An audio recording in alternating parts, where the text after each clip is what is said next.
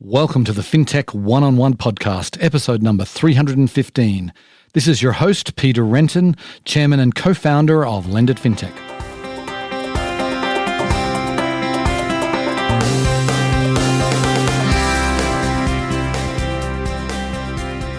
Today on the show, I'm delighted to welcome Nigel Verdon. He is the CEO and co-founder of Railsbank. Now, Railsbank is a really interesting company. They're a new type of fintech company focused on embedded finance, really making embedded finance a reality. Nigel gets into what that actually means and how they're doing that. We talk about some of the different companies they're working with. We talk about the different geographies and how they differ when it comes to embedded finance. We talk about the opportunities for brands to offer financial services, with something that Nigel is very bullish on. We talk about their latest funding round and what Nigel would do if he was building a bank from scratch, or whether he would even do that. It was a fascinating interview. Hope you enjoy the show. Welcome to the podcast, Nigel. Thank you. Thanks for the invitation to join me, Peter. My pleasure. So let's get started by giving the listeners a little bit of background. I know that Railsbank isn't your first rodeo here, so why don't you give the listeners some of the highlights of what you've done in your career to date? Started out originally as an engineer in the world of car manufacturing, and that was an eye-opener because of the technology used and applied on a daily basis, and a lot of the learnings from that are actually used today within Railsbank. But a friend of mine then joined a company called Goldman Sachs, who I used to work with in the car industry, and they paid him 20 to 30 times the money for the same engineering maths. And so that's how I ended up going down to the city. I didn't go to Goldman, I went to Nomura and then Swiss Bank Corp. And during the time of Swiss Bank Corp, there was a thing called the internet appeared, which a lot of people may not remember, that the first time when you could just email a friend of you sitting next to you. And you thought that was amazing, that email worked and things. But we did the very first foreign exchange trades on the internet back in the sort of mid-1990s. And then I founded a first company, which was a miniature Accenture that helped Goldman Sachs, Morgan Stanley, Merrill Lynch, Deutsche, UBS, or Swiss Bank Corp as it was then, all utilize the internet for the front offices to engage better with customers and everything. That has ended up through acquisition as part of British Aerospace, or BAE Systems, on the FTSE 100. And parts of that still exist at that company. The second company I founded was a company called Currency Cloud, which was just exited to Visa about a month ago. So that's two exits we've got. And Railsbank is my current gig, which has been going nearly 5 years on the project. Before we get into Railsbank, I want to just take a step back and kind of get your perspective. You've been around fintech for a long time and you've seen different things come and go. And we've now got this trend towards embedded finance, which I know is what you're taking advantage of here. How do you define embedded finance, and why do you think it's suddenly a hot topic? It's a hot topic because the media seems to like it. That's what I'm saying. It's like fintech into that Q1 2012 was a hot topic because the media got hold of the word fintech. We've been calling it embedded finance for some time, and before it was popular, because what we fundamentally do is we enable our customers to embed finance in their consumer journeys, where a consumer could be an SME or a retail individual. So why is it important? The important thing is a shift between finance being a function experience where you go to the bank or the banking app. There's no difference in a branch in the app, to be honest. And you do something functional. You check an account, you send money and things. And it's not really embedded in the actual experience you're trying to do, like is buy a car. If you're going to buy a car, and then you need to finance that. That is where the point and the place should be. And that's where you embed finance into the buying car experience. That's where we see there's a trend that's hooked into it. Part it's lots of people's marketeers, and parts it's a lot of the media, but there's also some good, well thought through companies now focusing on finance being more than functional, but being an experience. And that has been driven primarily by the consumer. Right. What was it specifically that you saw there was an opportunity that made you decide to start Railsbank? start of Railsbank was not to go into embedded finance, because that was a sort of realization about 12, 15 months ago. Right. That's a ta-da moment. That's what we're doing, guys. It was the experience in Currency Cloud, building that out. My friends who built out TransferWise, a lot of the seeders, a lot of the early stage fintechs, Revolut as well. All of these we sort of saw as PowerPoint decks in the very early days. And everybody had to do the same thing and build their infrastructure. And that would take them 9 to 18 months before they get a customer and operate with a customer. And they're all building the same infrastructure, which is payments infrastructure, accounting infrastructure, all that type of thing. So we thought there must be a better way. And just like AWS did with machine room infrastructure, let's go and do it with finance infrastructure. And we went and built all the pieces and abstracted away all the difficulty and decoupled the complex or so-called complex pieces, and then just delivered it through very super simple APIs. The APIs are like Lego. You can just put the pieces of Lego you need to build the use case you want to put or embed in a financial or into a customer journey. We started off with infrastructure and simple APIs to build any use case. And that is exactly as we are today of how we operate. And it's now looking at how it actually now fits into the consumer's life as what is today called embedded finance. Right. Can you just maybe describe some of the different products that you enable? Like, what are some of the different APIs that you have available? The basic sort of building blocks of everything are what we call banking as a service, which basically allows you to issue an account, send money, receive money, collect money, which is another name for direct debit. And those are just the very basic pieces you need for the basics of banking. We have our cards as a service capability, and that is issue card, spend money on a card, control a card as in reset the pins.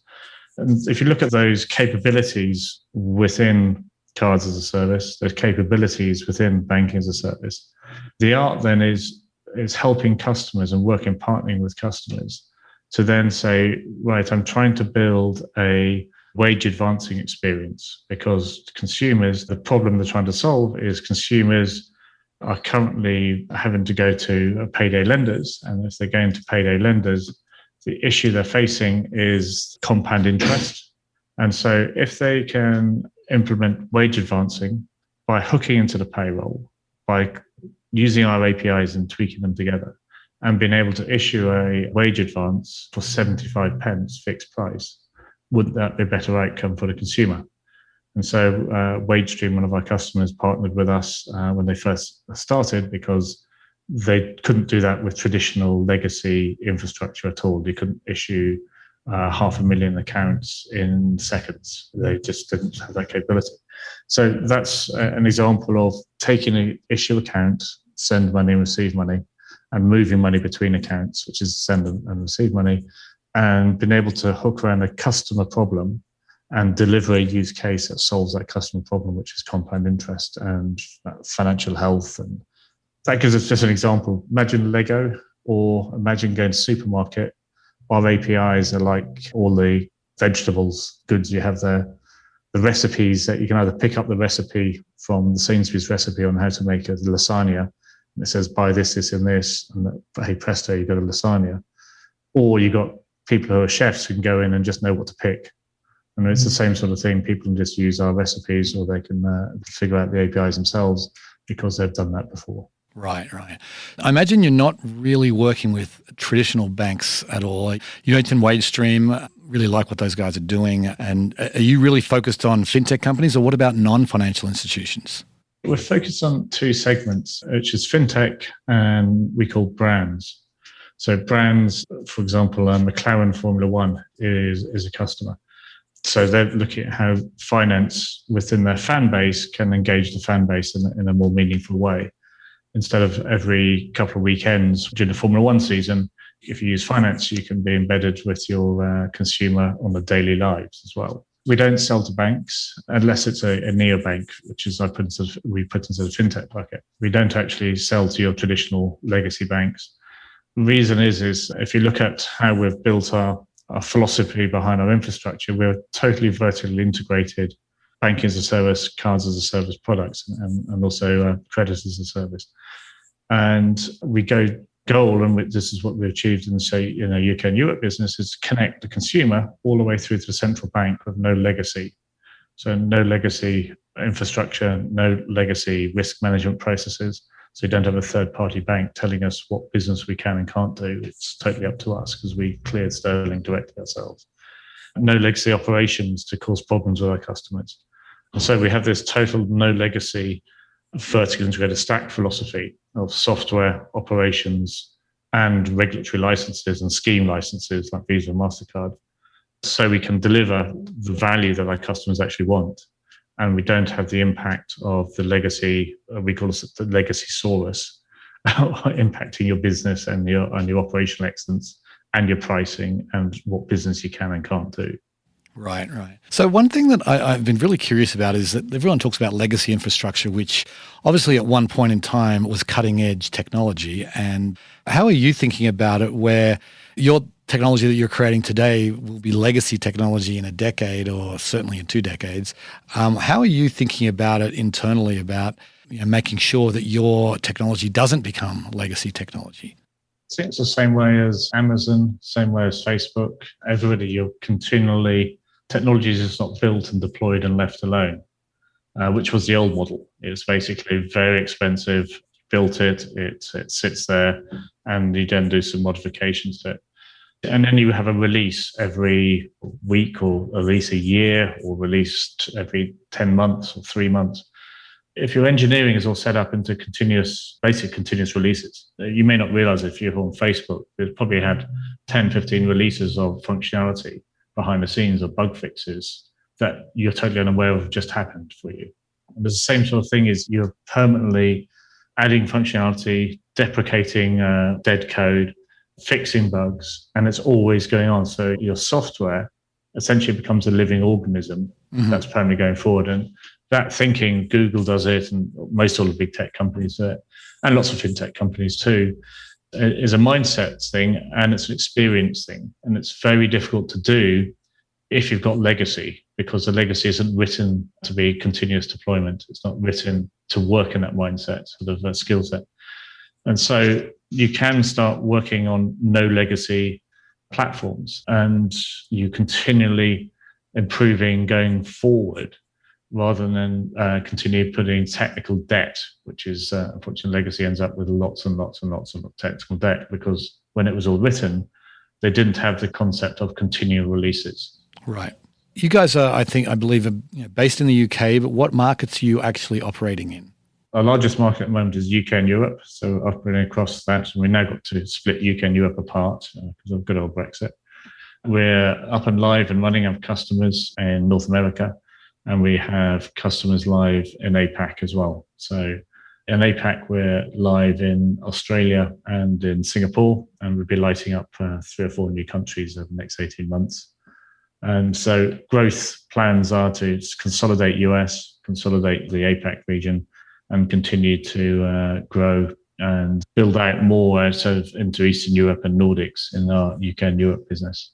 So then how hard is it? Because, obviously, finance is very local and there's different regulations and different customer expectations in different geographies. But what do you need to change if you're going into Australia or the US or Spain, for example? We designed the APIs and the platform to be able to deliver everything globally, in terms of issue account doesn't change whichever region you are.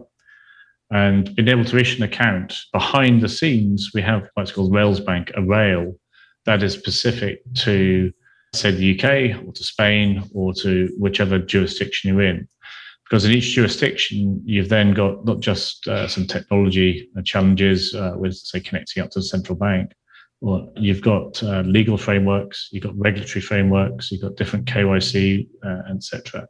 But that's all hidden behind the scenes. And our goal was to make sure we're something like, say, Salesforce, a totally always-on platform with a common API, an approach to API, and it's multi-tenanted and everything across the world. We just hide what's needed for localization. So it's the same thing if you get onto a plane, and it's pretty much the same everywhere in the world.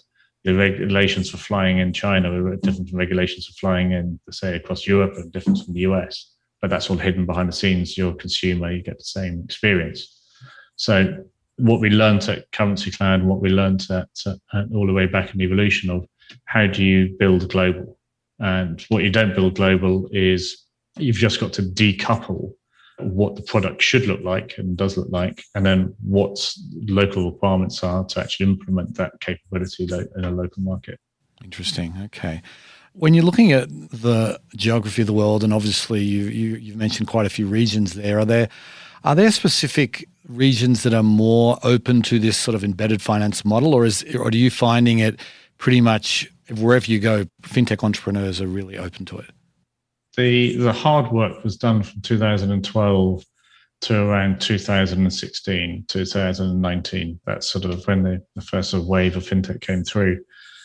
So the idea of opening up markets, trusting non-bank financial institutions, essentially, and that mindset of the consumer has changed, and the media has played a wonderful role in helping on that, and regulators have also played great roles in helping that and promoting. So we see there's different stages of markets, though. So UK and Europe probably the most developed. Some of the Southeast Asian markets are developed, other ones are developing, but they're going there. The barcode I'd say is the most backward is actually the United States. Mm-hmm. Then, because the legacy really is embedded there. So they've got a different problem about embedded finance. They've got embedded legacy. That's a similar problem in that market. But there's ways around it. We've figured out some ways around how we operate there, and our future plans of how we operate there too, with a similar sort of model that we have in the UK, Europe, and other Southeast Asian countries. Right. What do you think is the biggest opportunity here? You mentioned McLaren, obviously non-financial services firm. Financial services is a massive vertical that probably could spend your entire business focused on. But how big is sort of this brand type business you talked about for financial services? How big is that compared to fintech companies that are really focused on financial services?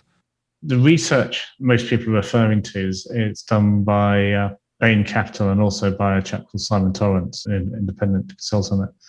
And if I remember rightly, their numbers are there's roughly about 3.6 trillion of stuff from a revenue side within the traditional banking and insurance market at the moment.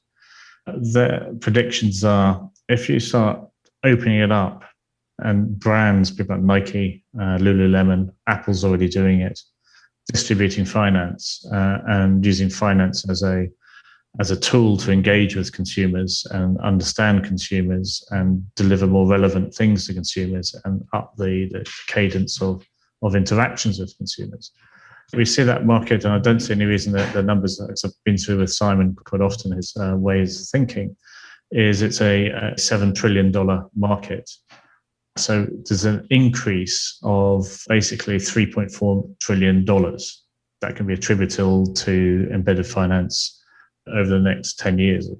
So that's a positive side. And then it could also encroach into the existing 3.6 trillion, shifting the money out of probably some of the traditional banks into the brands. But the brands more from a distribution perspective, and banks going back to being places of safety with solid balance sheets as well. So we can see how the two play together nicely. A parallel industry, if you looked at how the iTunes, which wasn't an invention, it was just a marketing tool because the MP4 was a well-invented bill before that. That one innovation massively changed the music industry because you didn't have to buy 29 terrible tracks to get one track you wanted. You can 99 cents and you got the track you wanted. And you can build your own albums and super easy rather than pressing tape recorders and all that stuff we used to do as kids. And that's now created an industry where the power shift has moved away from the record labels to some extent, as it will do from the banks, but the record labels still play a key role in that ecosystem, the sense of custody of music catalogs, for example. And so we see a similar thing in finance where banks still have a role in there. There's a different role in the economics, is slightly different, but there are places of certainty. They're run by very good people, etc. And they're centers of where capital can be laid to rest in the bank and stored, and then leveraged up into assets, into loans, etc. So that's our view of the world is there's new money being created, there's some may be taken away the traditional, and there'll be a new infrastructure and market structure that delivers on that. Right. Super interesting.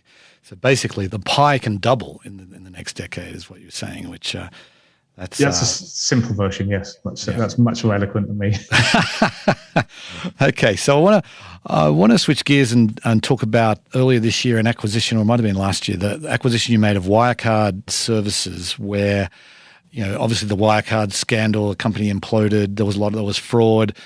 Like anything, there was also, I'm sure, some good pieces of that business. But tell us why you decided to acquire Wirecard Services. What was in it for Railsbank?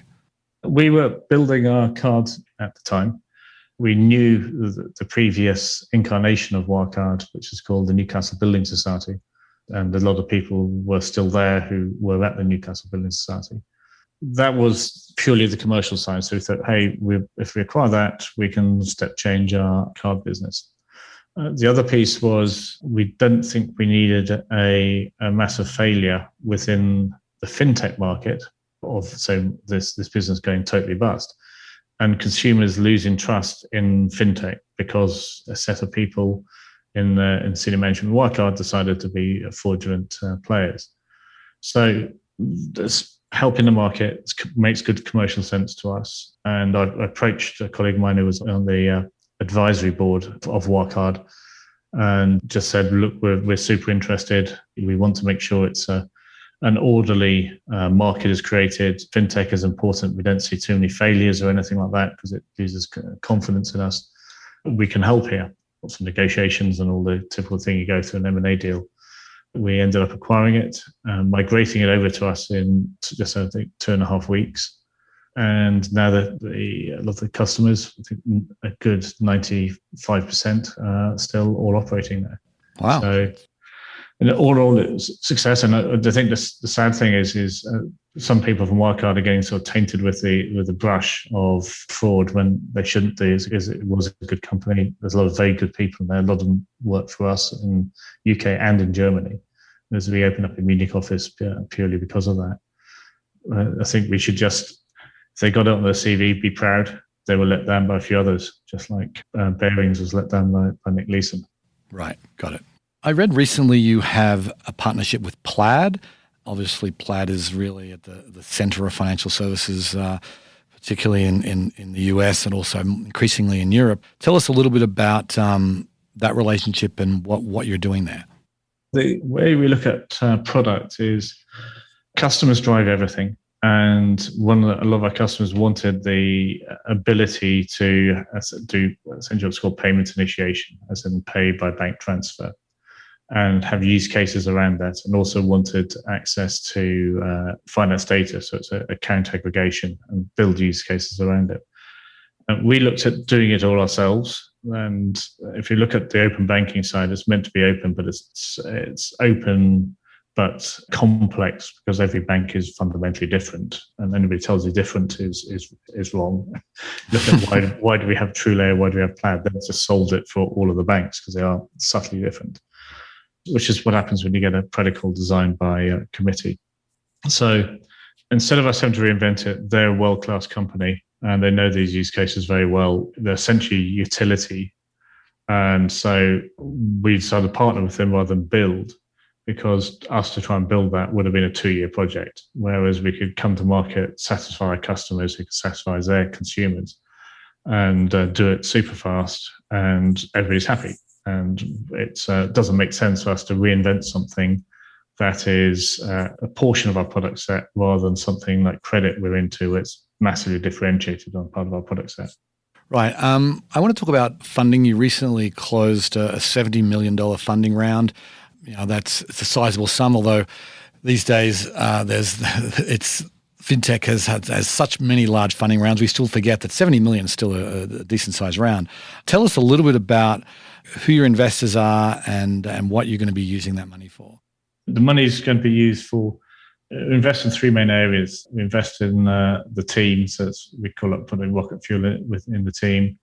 We invest in cementing the foundations, which is making sure things are strong and reliable and can grow.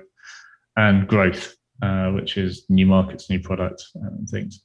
We're investing that in different balances across our three business units of UK and Ireland, North America, and Southeast Asia. Because if you imagine UK and Europe is essentially a Series C business, our US business is a pre-Series A, and the APAC business is a Series A business. So you deploy capital in different ways into those businesses because they've got different growth curves and things. So across the balance of basically people, reliability, and core infrastructure so we can scale, and growth, we balance across those three in the different areas. So it's growth in Southeast Asia, it's growth in North America, and it's cemented the foundations and a bit of growth as well for UK and Europe. And it's people across the whole business because people power everything. It's not just technology. Right. People make everything happen. Okay, so we're almost out of time, but a couple more things I want to get to. I'd love to get your perspective here. If you were starting a bank today, and obviously this would be a digital bank, and if you were starting it from scratch, how would you go about assembling all the different pieces, and including like your core banking solution? I'm slightly cynical on why the world needs more digital banks. Because a lot of them actually don't really differentiate. Because if you look at the core product behind the bank and a digital one and stuff, a current account is no different from anybody else. Sometimes it's like they get some different rewards and some interest and stuff, but the current account is a totally undifferentiated product. Right. Ditto the same with the sending money, receiving money. So where UK faster payments are backed, it's a totally undifferentiated product. The UK faster payments aren't faster from one place to the other by definition. So I wouldn't advise against building another digital bank unless it's in a market which, say Pakistan, for example, where there is no real digital penetration of banking, and the developed markets, you'll see there's a couple of dominant players. And that's you've got Revolut, you've got Monzo, you've got Chime and others. And I think the next wave is not really a digital bank, it's about building a digital consumer experience that has finance in it. And taking what is a current account, making it into the Lululemon account or something, and then building experiences around that, and then linking it back perhaps to your open banking, to your Barclays account. I would be slightly reticent of trying to build yet another digital bank, because if you roll that on 30 years, look what's happened to the US market with 6,000 subscale banks. It's not great for the market and subscale balance sheets. The only reason some of them are in business is because the fintech wave uses them as sponsoring. Right. That's the only reason. Sutton is 92% of the flow from Marketo will go through Sutton Bank, for example. It's a massive concentration risk. So I'd be slightly reticent. If I had to build one from scratch, you'd want to build it on something that's always on. You don't have to piece everything and integrate together. You could build it on Railsbank, and we've got 46 neobanks based on top of Railsbank already. And you don't want to be in the game of infrastructure. You want to be in the game of product, customer experience, and delivering upon that. So we don't actually work with digital banks. We take those out of fintech, if you see what I mean. So they're more digital manifestations of that West when they tried with Bow, for example. And there's 100 million money just thrown down the drain with that for 11,000 customers. And coming back to a digital bank is, I think, like with all product, all businesses, you've got to figure out what gives you edge, what's your value prop that people are going to buy to you. And I think Bo learned this the hard way. 11,000 customers compared to us as Railsbank, we've got 6.7 million cards and accounts issued. That's done in less time than it took to, I think, build Bo. So should really go at the ask the question is the first thing instead of building it is prototyping the value prop with consumers or SMEs or private individuals. If you achieve that, you get a lot of good data. Then you go to the next thing, which is how do you build it? Because have people bought the value prop or not? That's what I think a lot of digital banking side has actually missed. The core value prop is missed. So last question, I'd love to sort of have you gaze into your crystal ball, if you would, and talk about like the future of embedded finance. It sounds you feel like the whole brand kind of approach is going to come to dominate. But I'd love to kind of, get your sense of what you think the future holds, and what will Railsbank's, what will its role be? The future's starting to come a little bit clearer in the crystal ball. If you look at what Apple and Goldman have done, Apple are phenomenal at creating customer experiences. And the Apple Card is an experience that consumers use, and it's now becoming endemic and part of their process, so they're making money out of it too. Goldman are very good at balance sheet and aren't usually good at retail customer experience. It's not their bag, on a mass scale. So putting those two things together, that's embedded finance to all intents and purposes. It's very bespoke embedded finance. So that's something you go down to Savile Row type of thing. So I think the real opportunity there is the Marks and Spencers of embedded finance, and that's what Railsbank is. We want to be one of the largest platforms that powers this industry, like AWS does for data centers. We'll be the same for embedded finance. So it's all about scale. It's all about pret-a-porter, ready to wear, all that approach. And that's what we've built Railsbank to be. Okay, well, it's going to be fascinating to see how it all evolves. Nigel, I very much appreciate you coming on the show today. Thank you for the invitation, and hopefully it's useful to your audience. Yes, I'm sure it will be. Thanks. See ya.